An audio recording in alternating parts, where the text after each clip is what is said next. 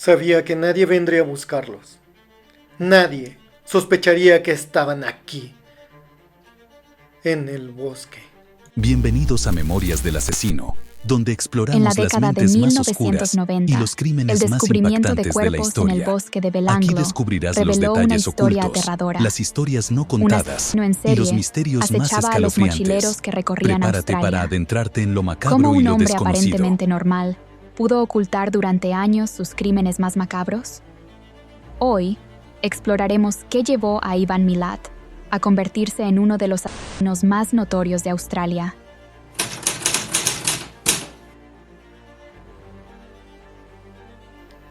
El bosque siempre ha sido un buen lugar para esconderse. Y para desaparecer también. Australia, finales de los 80 y principios de los 90. Una época en la que los mochileros llegaban en masa a explorar las maravillas naturales del país. La desaparición de jóvenes viajeros comenzó a generar sospechas entre las autoridades. Crecí en una casa donde la disciplina se sentía como un castigo eterno. Mi padre no conocía la piedad, solo el control. Aprendí desde pequeño que en este mundo o dominas o eres dominado.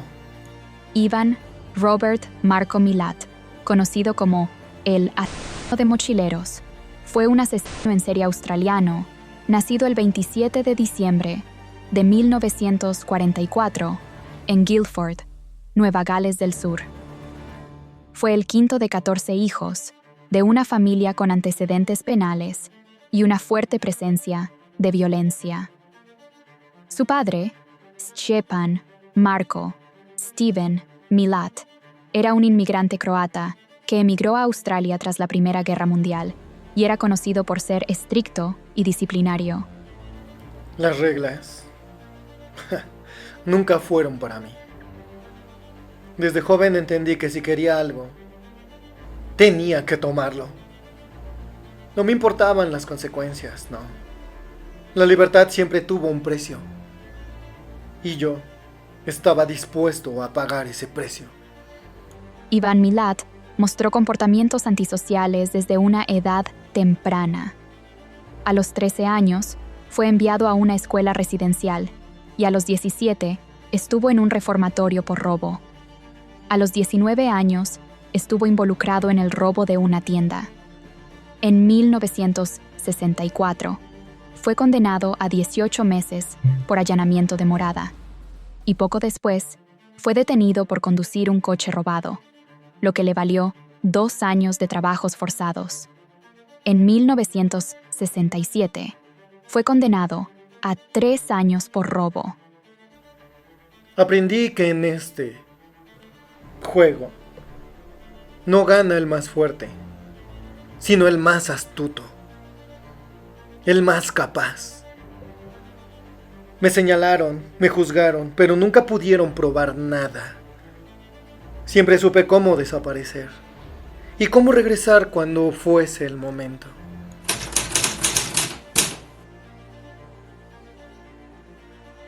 En 1971, Milat fue acusado del secuestro y violación de 2 autostopistas de 18 años, pero fue absuelto por falta de pruebas.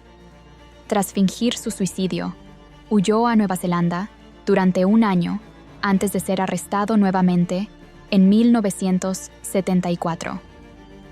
Los casos en su contra fracasaron gracias a la defensa de su abogado familiar, John Marsden. Siempre supe cómo hacer que confiaran en mí.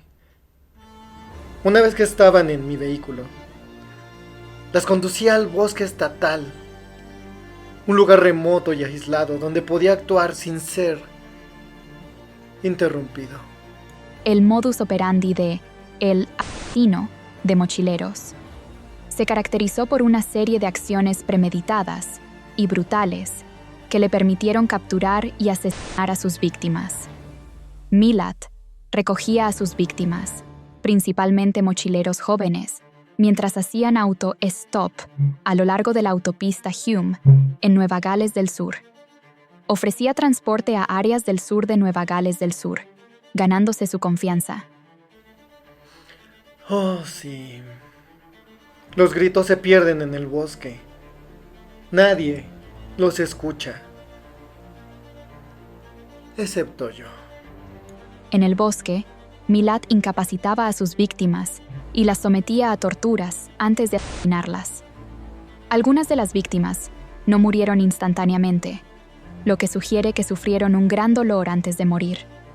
Los métodos de asesinato variaban, incluyendo disparos, apuñalamientos y estrangulamientos, lo que llevó a especular sobre la posibilidad de que hubiera más de un asesino involucrado. Cada objeto que yo tomaba no solo era un recuerdo, era un trofeo. Un testimonio silencioso de lo que había hecho y de lo que nadie jamás podía quitarme. Después de matar a sus víctimas, Milat enterraba sus cuerpos en el bosque, a menudo en fosas poco profundas. Esto dificultó inicialmente la identificación de los restos y la conexión con un solo asesino. Milat robaba objetos personales de sus víctimas, como ropa, joyas y otros artículos, que luego guardaba en su casa o en las de sus familiares. Estos objetos fueron cruciales como evidencia durante la investigación. Todo salió exactamente como estaba planeado.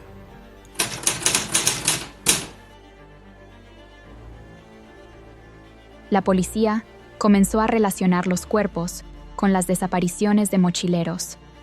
La comunidad entró en pánico, sabiendo que el asesino aún estaba suelto. Creí que lo había hecho bien. Pero no. Uno escapó. La captura de Ivan Milat se debió a una combinación de investigaciones exhaustivas, testimonios clave y una operación policial bien planificada. El punto de inflexión en la investigación fue el testimonio de Paul Onions, un turista británico que logró escapar de Milat en 1990.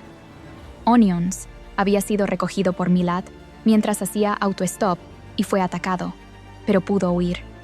Su declaración fue crucial para identificar a Milat como el sospechoso principal. Yo sabía que me estaban observando. Podía sentir sus ojos sobre mí, su obsesión. Pero ellos no entendían. Yo siempre estaba un paso adelante. La policía comenzó a vigilar la casa de Milat en Eagle Vale el 26 de febrero de 1994. También se interceptaron sus llamadas telefónicas para monitorear cualquier actividad sospechosa. No hay coincidencias. Solo movimientos calculados. Me deshice del coche porque sabía que estaban atando cabos. Pero aún así, creyeron que podían alcanzarme. Ingenuos. La policía descubrió que Milat había vendido recientemente su vehículo, un Nissan Patrol, poco después del descubrimiento de los cuerpos de 2 de sus víctimas. Además, se supo que Milat no había trabajado en los días de los ataques y que tenía una obsesión con las armas. ¿Cómo lo supieron? Yo fui muy cuidadoso. Debido a filtraciones previas a la prensa, la policía planificó la operación de manera ultrasecreta. Todos los agentes involucrados se reunieron en un lugar seguro para recibir instrucciones, justo antes del operativo. El 22 de mayo de 1994, más de 50 policías rodearon la casa de Milat. Un negociador de la policía llamó a Milat para pedirle que saliera de la casa con los brazos en alto. Aunque inicialmente negó estar en casa, finalmente salió y fue detenido. Durante el registro de su casa y las de sus hermanos, se encontraron armas de fuego, incluyendo un rifle que coincidía con el utilizado en los asesinatos, así como objetos personales pertenecientes a las víctimas. Estas pruebas fueron decisivas para vincular a Milad con los crímenes. La combinación de estos elementos permitió a la policía atrapar a Ivan Milad y llevarlo a juicio, donde fue condenado por los asesinatos de 7 mochileros.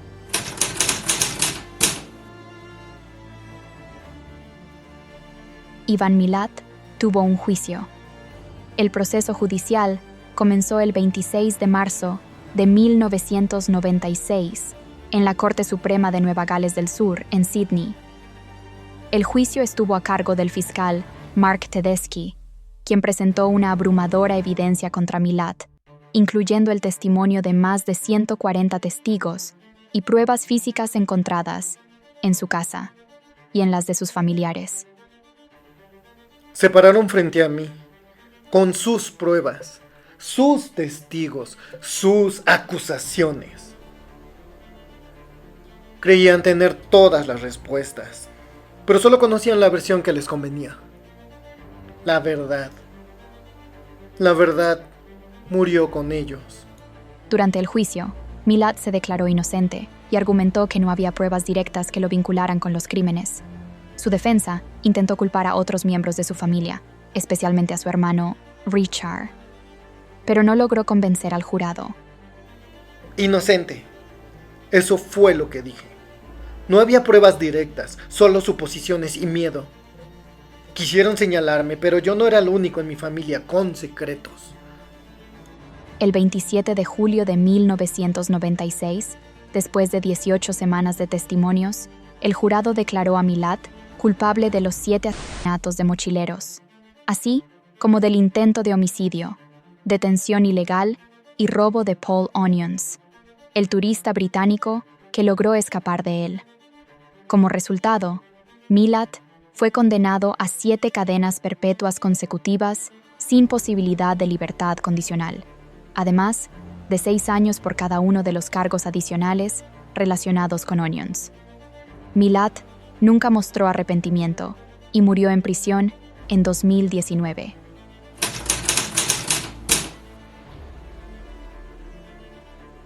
El perfil psicológico de Ivan Milad se caracteriza por varios rasgos y comportamientos que lo definieron como un asesino en serie. 1. Trastorno antisocial de la personalidad. Milad mostró una marcada falta de empatía hacia sus víctimas, lo que le permitió cometer actos brutales sin sentir remordimiento. Su comportamiento impulsivo y agresivo se manifestó desde una edad temprana, con antecedentes de delincuencia y violencia. 2. Psicopatía, manipulación y engaño. Milad era capaz de manipular a las personas para obtener lo que quería, como cuando recogía a sus víctimas fingiendo ser un conductor amable. A lo largo de su juicio y encarcelamiento, Milad nunca mostró arrepentimiento por sus crímenes, lo que es típico en individuos con rasgos psicopáticos. 3. Comportamiento violento desde la infancia. Según su hermano Boris, Milad mostró signos de comportamiento psicopático desde una edad temprana, lo que sugiere que su tendencia a la violencia estaba presente desde el principio. 4. Fascinación por la violencia y las armas. Enseñanza familiar. Su padre le enseñó a disparar desde joven, lo que contribuyó a su fascinación por las armas y la violencia. Uso de cráneos para práctica de tiro. Se cree que Milad utilizaba los cráneos de sus víctimas para practicar tiro, lo que indica una profunda deshumanización y un interés morboso en la violencia. 5. Motivaciones psicológicas. Satisfacción psicológica. El fiscal Mark Tedeschi argumentó que Milad cometió los asesinatos por pura satisfacción psicológica, disfrutando del poder y el control sobre sus víctimas. También se especuló que Milad quería dejar una marca o huella en el lugar de los crímenes, lo que podría estar relacionado con su necesidad de reconocimiento o notoriedad. No importaba quién fuera. Solo importaba que estuvieran ahí.